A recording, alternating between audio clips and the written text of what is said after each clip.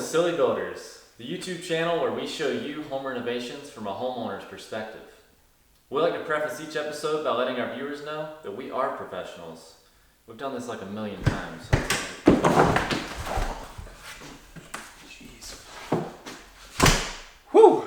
Sorry I'm late. Could not get my turtles to stop barking at the cats next door. You guys ready to start the intro?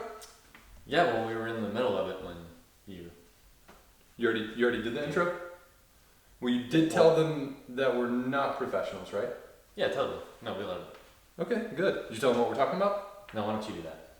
Today we're talking about subflooring.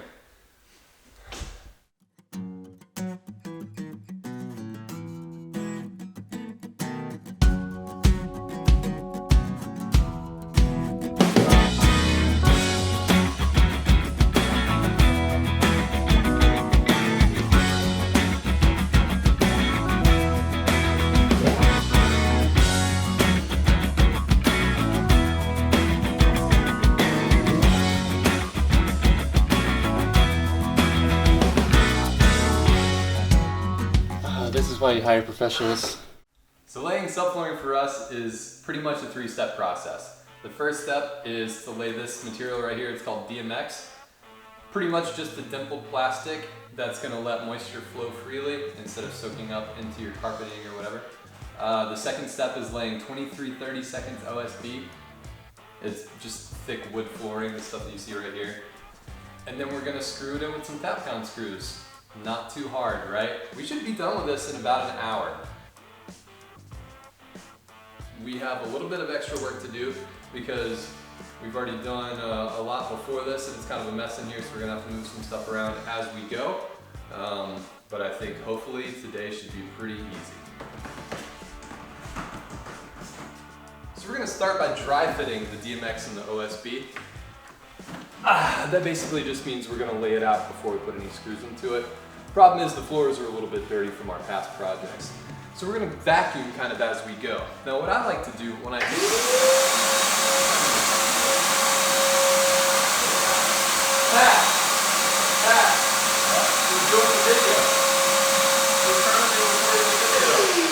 you do it every time and it's always awesome. Just wait until we're done recording. And it has to be... Ooh.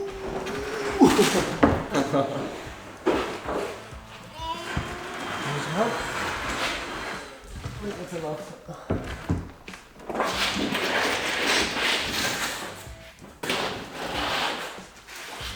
The DMX that we bought comes with two kinds of tape.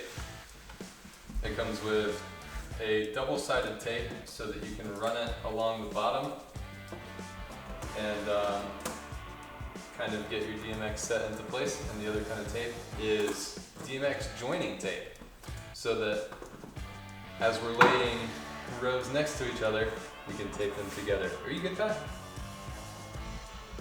Okay.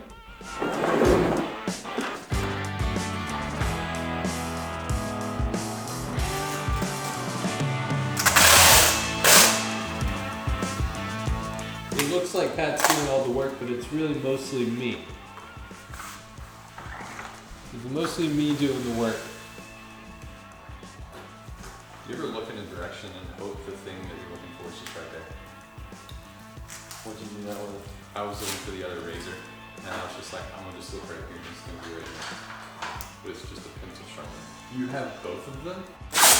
Oh. This.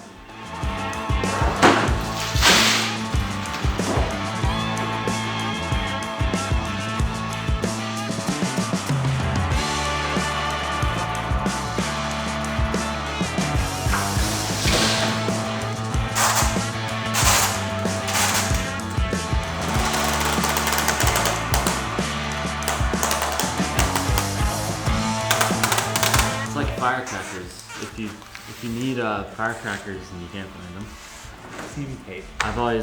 Me and my family have always used seam tape. What you do is you pull it back. Let me get in front of it. It's all like yoga. Do a little bit of one of these here.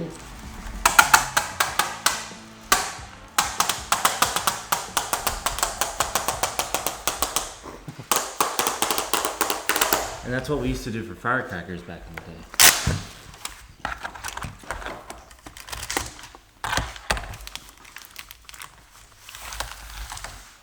Man, on this DMX really has me thinking. Me too. You too? You think what I'm thinking? Turbo Hot dogs Race. for lunch. Breakdance competition.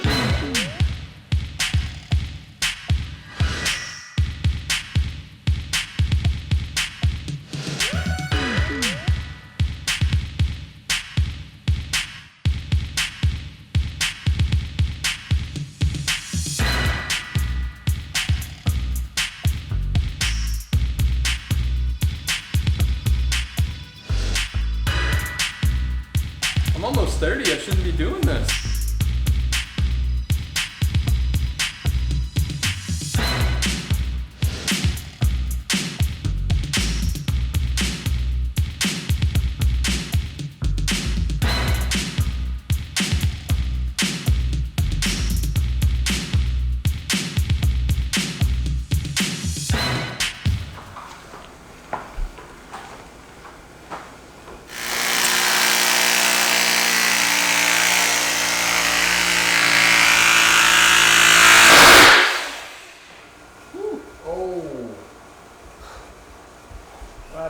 Snapped a bit. So maybe don't hammer.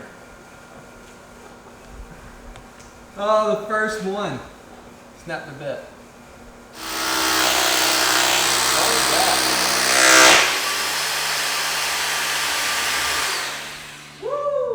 So this isn't our first time using Tapcons. We've used Tapcons before and we've tried to drill pilot holes with some like DeWalt 9-volt battery powered drills and it didn't work so well. So this time we got a rotary hammer. We rented one. It's a Hilti TE7 and a tip that I just learned on YouTube and that hopefully you're gonna learn from me on YouTube is when you're using something like this, you just let it do the work for you. On the DeWalt's before, we had to put all of our weight into it just to get the pilot hole into it.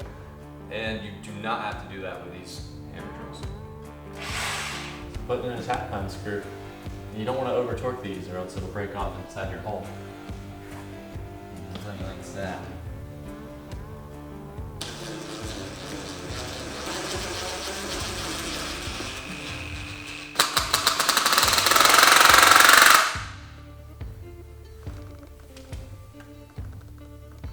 I feel like you could go further in.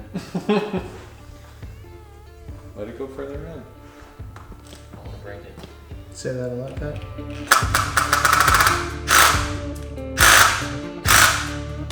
Oh yeah, nice. Flush.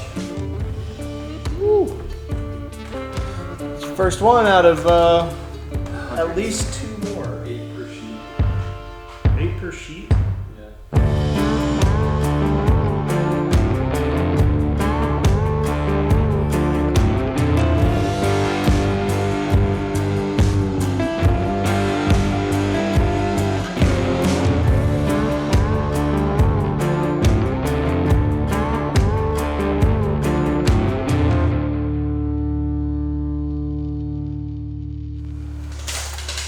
Yeah, we can do 86. I think just fine. What are you doing? Huh? What are you doing? Spritzing my butt.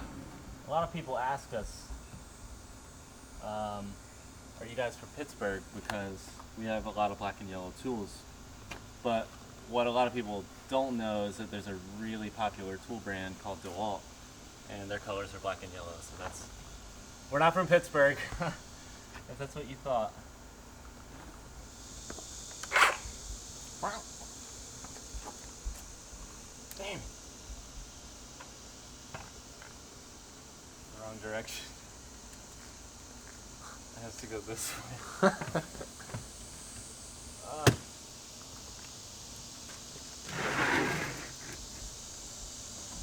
Yeah.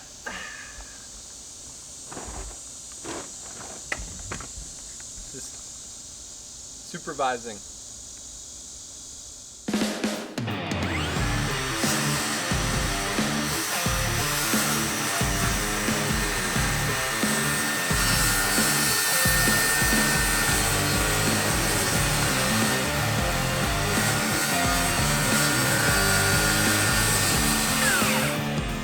the line right here, right across, and that ought to. Yeah? That ought to cut it right exactly. Do it? Yeah.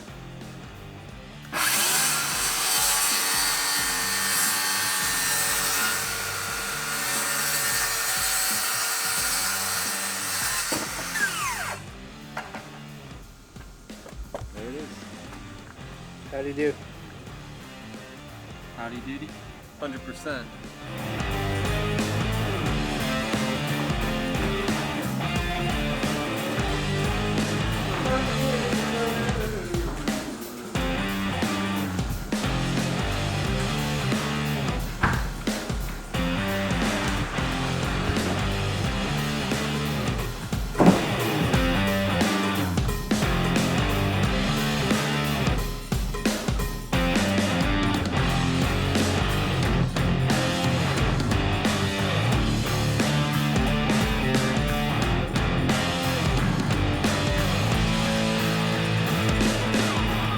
Alright, Subfloor, you're ready for your first bit of weight. There. Now, what camera were you looking at? Huh? You looked like you were looking at the camera over there. There's no camera over there. Oh, that's not a Who are camera. you talking to? Oh, that's a doorknob. Yeah. Looks like a camera. Cameras and doorknobs do have similarities. Round. Round. They're both round. Physical objects. They're both physical objects, tactile objects that you can touch, reach out and touch. How do you feel inside?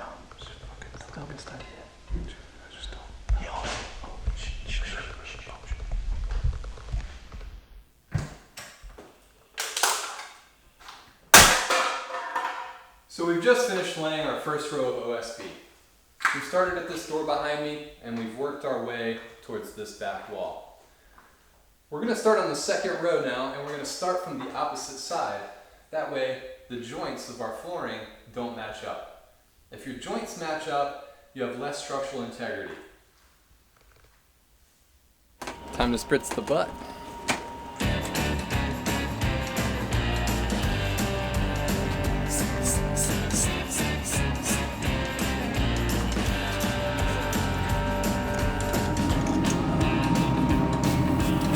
Today's spritz, we're using a mixture of pineapple juice and apple juice. Like to keep that thing nice and sopping. For a good sticky glaze.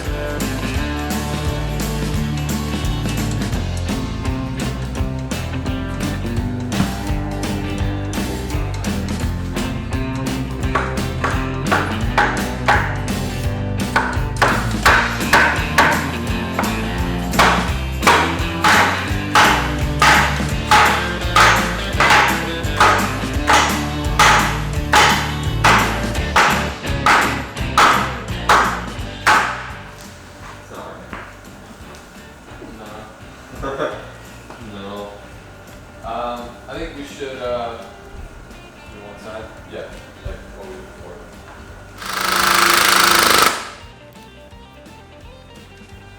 86 and 3/16.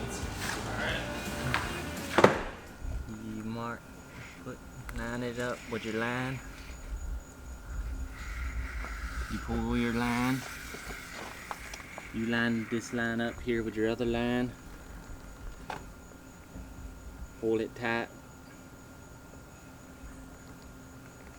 Can you spank it? Spank it. You got yourself a line.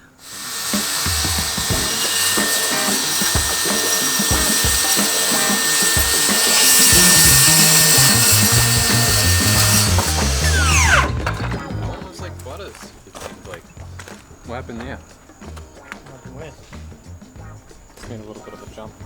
I guess it's, I don't know. But that end will go on the wall, so. Okay. Wait, can you look at Pat, the side Pat's head? The other side. What? You show you the other side. Nice. That's good. What is it? Sawdust? A bunch of bugs. Really? Spider web, bunch of bugs. Sawdust. It's all dusty. Sawdusty. I'm from Sawdusty, Oklahoma. They call me Jerry Sawdusty. Jesus. Alright, I'm going home. You want to try your tongue in my groove, or do you want to just beat it right on in? Beat it all in.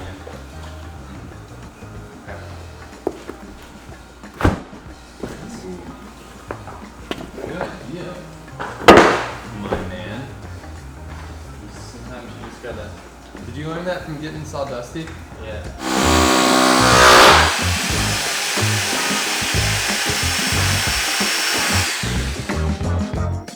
Oh, I was just having the weirdest dream.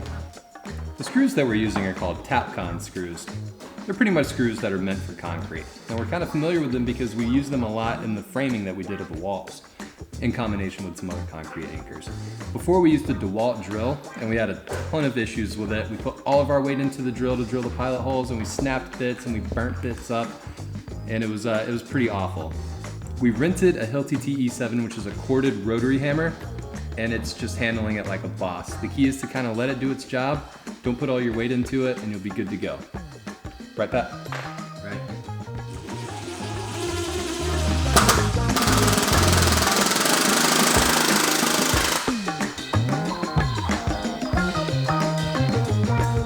All right, well that about does it for today. We've got a few more pieces of OSB to lay out, but we're pretty much done. Subflooring kind of seemed daunting, but it turns out there's not really much to it. It's laying out the DMX, it's laying out the OSB. There's a lot of holes to be drilled, and there are definitely a lot of holes to be filled, but we got it done today. We're leaving this 5x8 section alone for now because that's going to be the bathroom area, and we know we're going to have to bust into that concrete to get into some plumbing, so we don't want to cover that with any subfloors just yet. But pretty much all that's left is a few more pieces of OSB, and then we're done. So thank you guys for sticking around for subflooring. There's still so much more to do, so stay tuned. Silly Builders. Silly Builders 2020.